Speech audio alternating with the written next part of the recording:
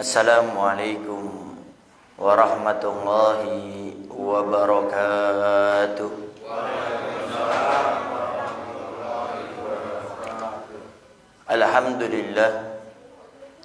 Alhamdulillahi rabbil alamin. Wassalatu wassalamu ala asyrafil anbiya'i wa mursalin sayyidina wa habibina wa syafi'ina wa qurrati a'yunina wa nuri qulubina Muhammad habibi rabbil alamin wa ala alihi wa sahbihi ajma'in.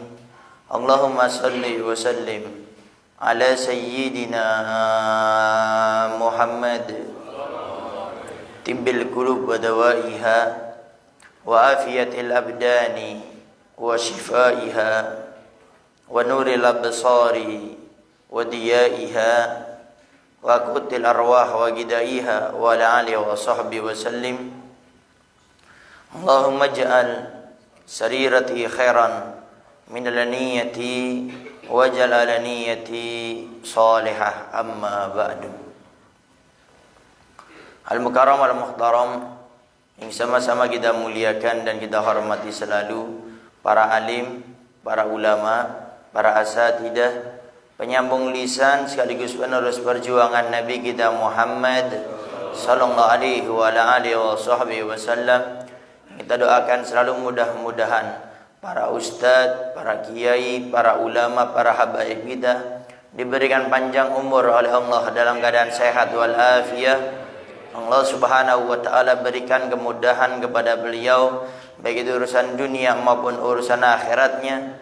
Allah subhanahu wa ta'ala jauhkan beliau-beliau semuanya daripada fitnah yang terjadi di akhir zaman ini, insyaallah. Amin. Amin ya rabbal alamin. Dan juga tidak mengurangi rasa hormat kami kepada segenap para sepuh, para tokoh masyarakat, para ustadz, para kiai, dan juga segenap para orang tua kami, para bapak dan ibu-ibu,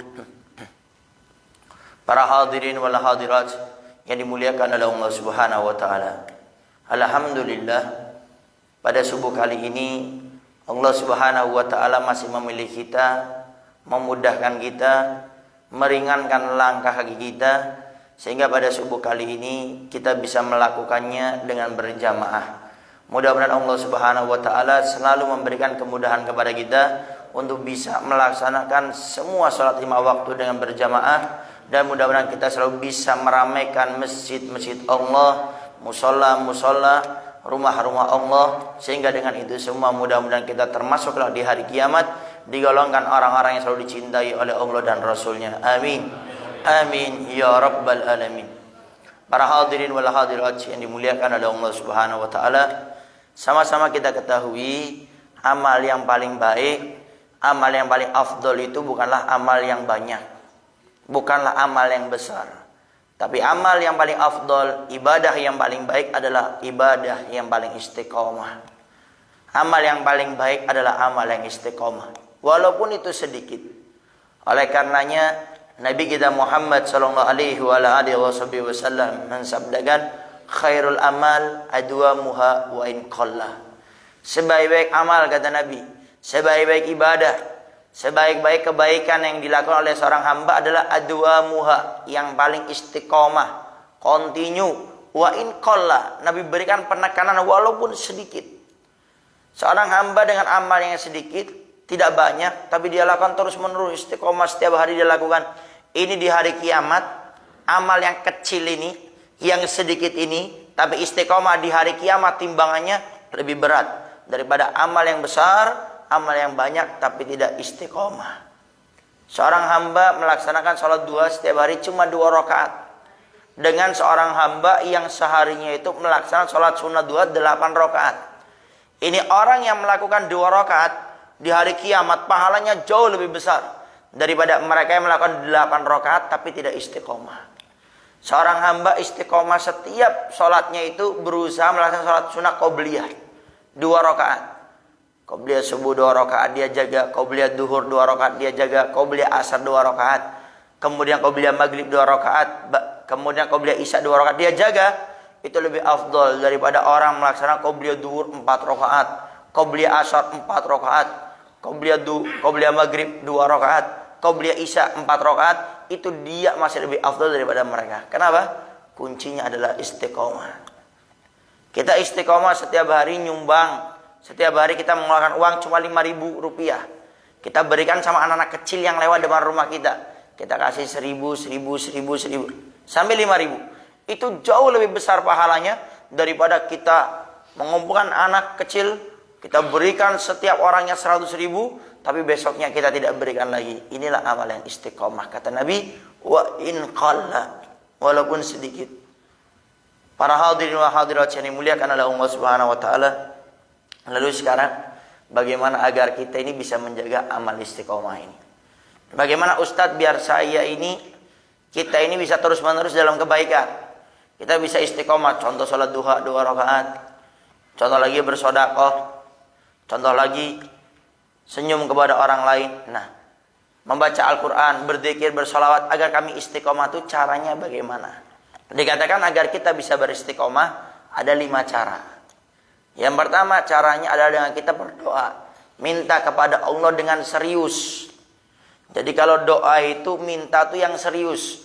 Kata para ulama, akhlak, adab seseorang itu kalau minta sama Allah itu dia harus menunjukkan bahwasanya dia ini butuh. Makanya para ulama mengatakan termasuk akhlak adab berdoa itu harus mengangkat tangan. Ada orang berdoa gini aja. Ada orang berdoa cuma gini aja tangannya. Tapi akhlak adab kalau kita berdoa itu kata para ulama, tunjukkan rasa butuhnya kita ini memelas meminta kepada Allah. Tangannya diangkat, kemudian wajah betul-betul berharap. Makanya kita lihat kadang-kadang sebagian para aulia kita, para wali-wali Allah itu kalau sudah berdoa pasti nangis. Ya itulah akhlak orang kalau meminta kepada Allah Subhanahu wa taala. Kita kalau mau ngutang sama teman kita aja, kadang-kadang kita bujuk, kita rayu, kita janjian, kita tepatkan waktunya sesuai apa waktu yang dia cocokkan.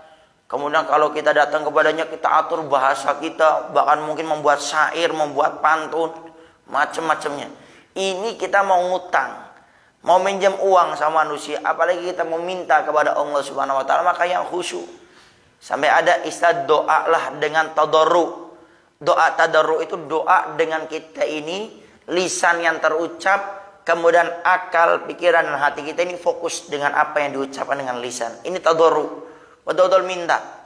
Jangan sampai kita seperti sebagian orang kalau berdoa itu, kalau ada motor lewat dia, ya Allah motor lewat dilihat, oh, motor siapa ini?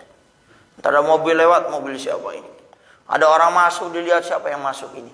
Ini gimana Allah akan mengabulkan doa kita? Oh, akhlak adabnya aja kita tidak ada minta sama Allah. Jangan pas kita mau nikah baru doanya khusyuk, setelah menikah doanya gak khusyuk. Maka yang pertama, kalau kita ingin dikabulkan oleh Allah Subhanahu wa taala, kita punya istiqomah, doalah dengan serius, dengan seperti orang yang memelas meminta kepada Allah Subhanahu wa taala. Yang kedua, cara agar kita bisa beristiqomah, jauhi maksiat. Dosa yang kita lakukan ini penyebab terbesar kata para ulama orang tidak istiqomah. Coba orang-orang yang biasa salat berjamaah, lihat, pasti orangnya hampir rata-rata itu dia jarang bermaksiat sama Allah. Tapi lihat orang yang jarang salat berjamaah, lihat dalam hidupnya, pasti lebih cenderung dia itu suka berbuat dosa. Dan lihat lagi, orang yang sudah istiqomah salat berjamaah, tiba-tiba dia tidak berjamaah sampai sekian hari, coba lihat, pasti di dalam kehidupannya ada dosa maksiat yang dia lakukan. Kenapa? Karena dosa itu penyebab orang itu berat untuk melakukan keistiqomahan. Oleh karenanya Nabi kita Muhammad SAW pernah mengatakan, apabila seorang hamba berbuat dosa, Allah akan letakkan nuqtatu sauda, satu tinta hitam, satu dosa.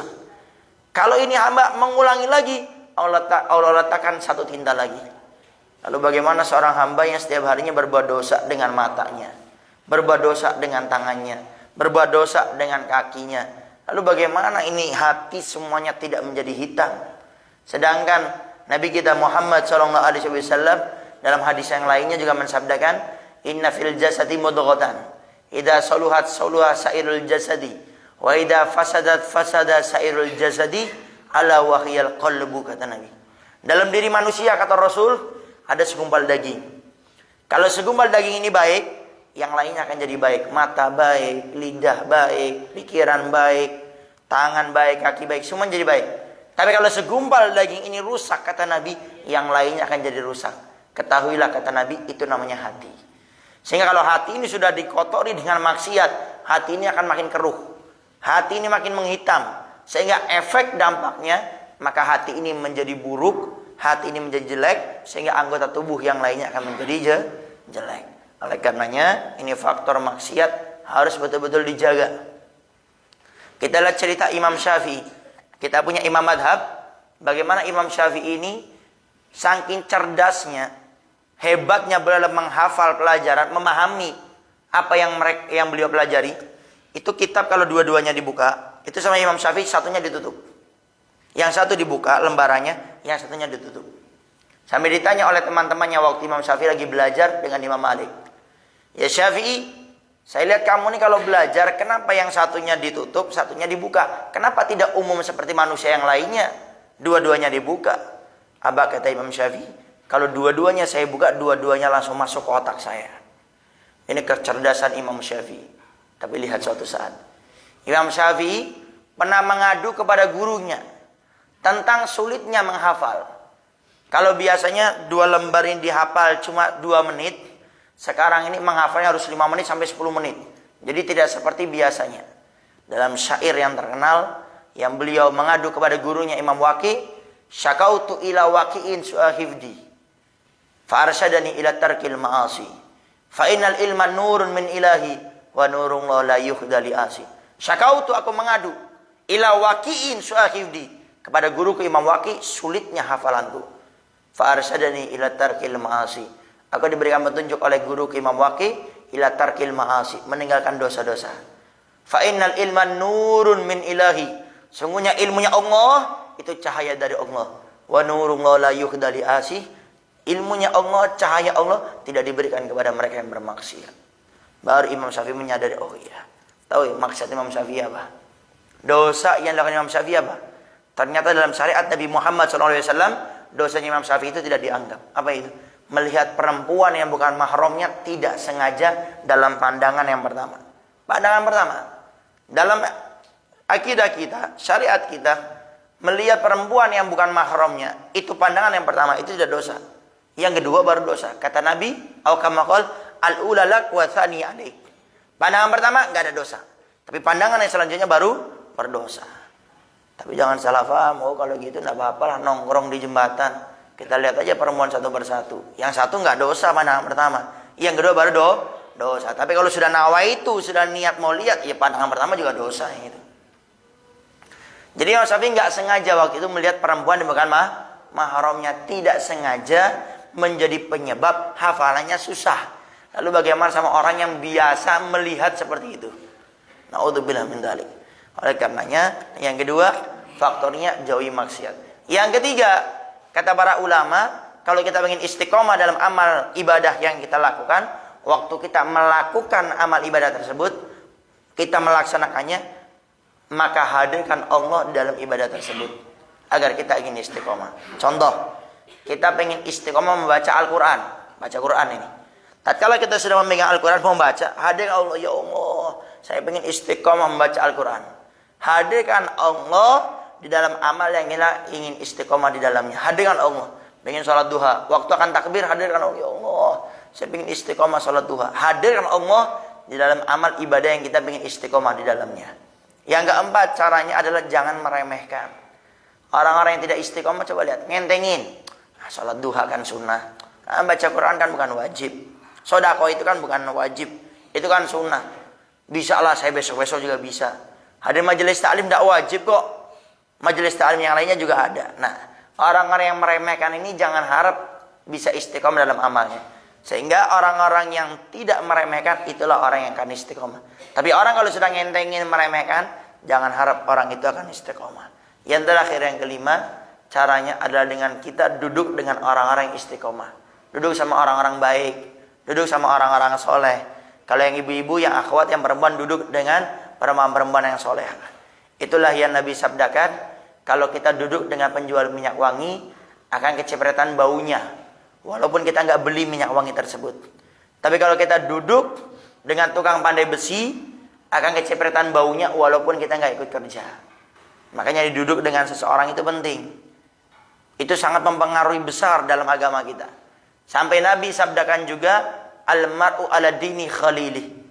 Agama seorang itu tergantung temannya. Jadi bukan karakternya, agama. Ada orang kafir, dia kaya, sering bantu musola, bantu masjid, pesantren, madrasah. Di hari kiamat tidak akan dimasukkan ke surga oleh Allah Subhanahu wa taala. Kenapa? Saat orang itu akan masuk surga, dia harus beriman dulu kepada Allah. Harus memeluk agama Islam. Dan agama Islam ini, kata Nabi, itu agama seorang tergantung temannya. Artinya kalau dia kumpul dengan teman-teman yang tidak baik, bisa terpengaruh. Bukan cuma karakternya, tapi agamanya bisa terpengaruh. Bahkan dikatakan oleh para ulama, kalau kita duduk dengan orang-orang yang tidak baik, maka orang baik pun akan berubah menjadi tidak baik. Tapi kalau orang tidak baik duduk dengan orang baik, maka dia akan bisa menjadi orang baik. Ini pentingnya kita duduk dengan seseorang. Oleh karenanya kalau kita ingin duduk, sesuaikan. Kita ingin istiqomah, duduk dengan orang-orang istiqomah. Kita ingin melakukan kebaikan-kebaikan, duduk dengan orang-orang yang ahli kebaikan. Maka kita akan istiqomah dalam ibadah kita dengan duduk dengan orang-orang yang istiqomah. Para hadirin wal hadirat yang dimuliakan oleh Allah Subhanahu wa taala, mungkin itu saja yang bisa Al-Faqir sampaikan pada kesempatan kali ini. Jadi intinya kalau kita ingin istiqomah dalam amal yang kita lakukan ada 5 perkara. Yang pertama, berdoa dengan penuh pengharapan, minta sama Allah agar istiqomah. Yang kedua, jauhi maksiat. Yang ketiga, hadirkan Allah tatkala kita ingin melakukan amal kebaikan tersebut dengan istiqomah. Yang keempat, jangan meremehkan. Yang kelima, duduklah dengan orang-orang istiqomah, dengan orang-orang yang baik. Insya Allah kecipratan kita akan menjadi orang-orang istiqomah. Baik, itu saja yang bisa Al-Faqir sampaikan. Sebelum Al-Faqir tutup, jangan lupa Al-Faqir di Kuningan, di Windu Haji khususnya, di Kelurahan Windu Haji, kita ada rutinan majelis Al-Wasilah setiap malam Kamis. Bagi bapak, ibu yang tidak ada kegiatan malam Kamis, silakan datang ya di Windu Haji. Ya, di Windu Haji di TPA Sofa, belakang Masjid Muawana. Ntar tinggal masuk saja Masjid Muawana, itu ke dalamnya, ke gangnya. Ntar di sana banyak teman-teman, ada umbul-umbul. Nama masjidnya Al-Wasilah. Kita rutin setiap malam Kamis, kajiannya beda-beda. Setiap malam Kamis ada, kita malam Kamis pertama membaca Dzikir Rotibul Aqos. Setelah selesai kita artikan per kalimatnya dan ditutup sesi tanya jawab. Malam Kamis kedua kita membaca kitab Adabul Islam fi Nidamil Usroh, yaitu tentang kajian rumah tangga. Bagaimana mendakwahkan rumah tangga yang sakinah mawaddah warahmah seperti apa? Itu setiap malam Kamis kedua.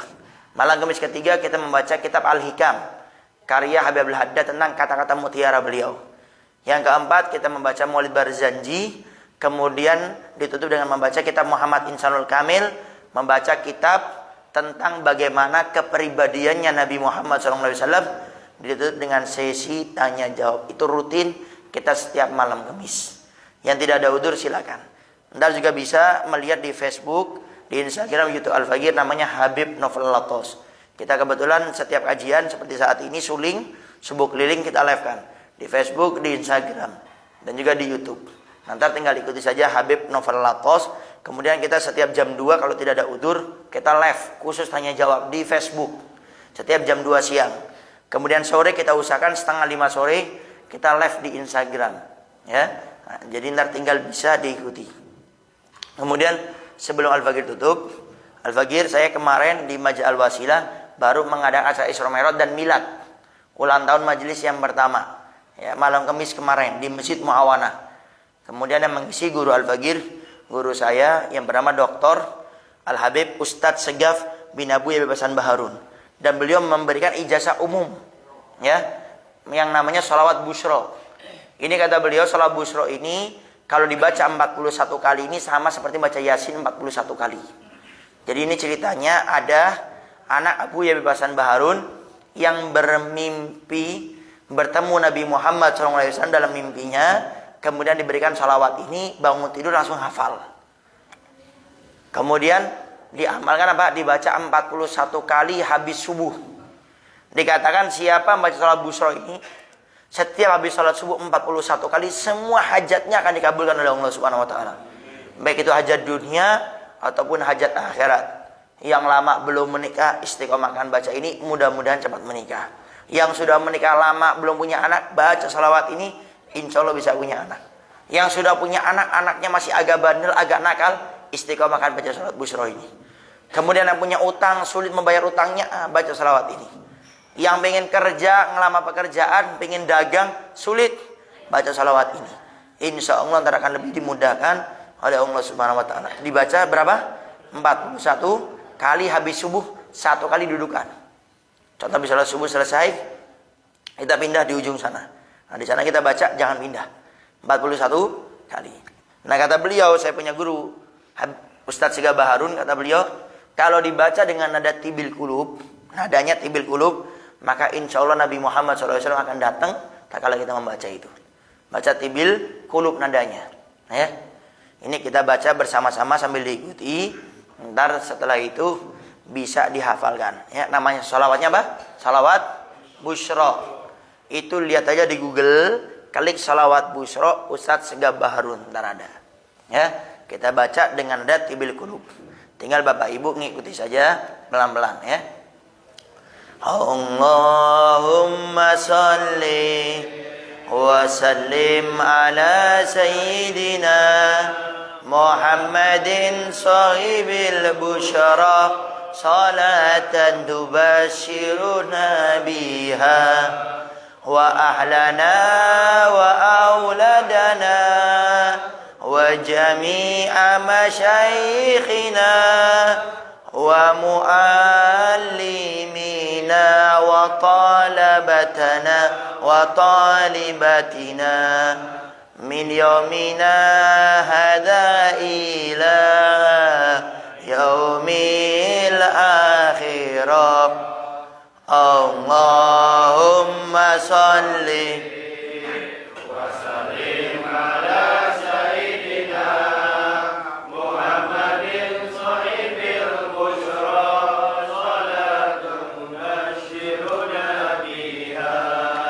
wa ahlana wa auladana wa jami'a masyayikhina wa muallimina wa talabatana wa talibatina min yaumina hadha ila yaumil akhirah.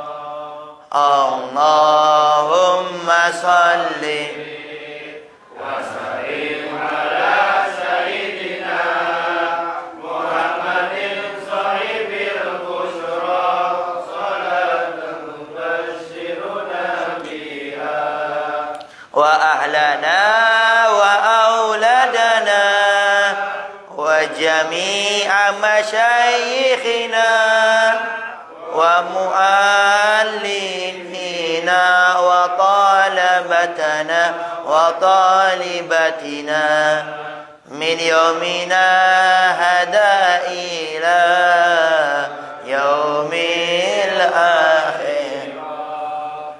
Ntar Bapak Ibu jawab, saya terima ijazahnya. Saya ijazahkan sholat busyra ini kepada Bapak Ibu semuanya. Dijawab, saya terima ijazahnya. Kata beliau, ini sholawat busyra umum. Bapak Ibu mau mengijazahkan lagi, memberikan kepada siapapun boleh. Ya, kata beliau syaratnya jangan diperjualbelikan. Karena waktu itu ada kejadiannya, sholawat ini diperjualbelikan. Sehingga kata beliau takut kualat. Nah, ya karena ini sholawat. Jadi silakan tadi amalkan yang punya hajat apapun. Kata beliau mujarab. Jadi kalau baca Yasin kita 41 kali agak berat. Nah, kata beliau dengan baca 41 salat busyra ini sama seperti membaca Yasin 41 kali. Nah, tinggal ntar istiqomahkan. Waktunya yang paling baik habis subuh. Tapi kalau seandainya sulit, nggak bisa, maka boleh di waktu yang lain. Pokoknya 1 kali dudukan 41 kali. Tapi kalau bisa habis subuh. Baik, mungkin itu saja. Sama jangan lupa, saya punya guru, Dr. Habib Sigah Baharun itu punya media sosial. Silakan tadi ikuti. Nama media sosialnya di Instagramnya Ustadz Sigah Baharun. Ntar ada wajah beliau, ya, Ustadz Sigah Baharun. Itu juga ada kajian Instagramnya yang khusus tanya jawab setiap jam 8 sampai jam 9. Itu khusus. Ya, jadi barangkali mau bertanya di Instagram silakan.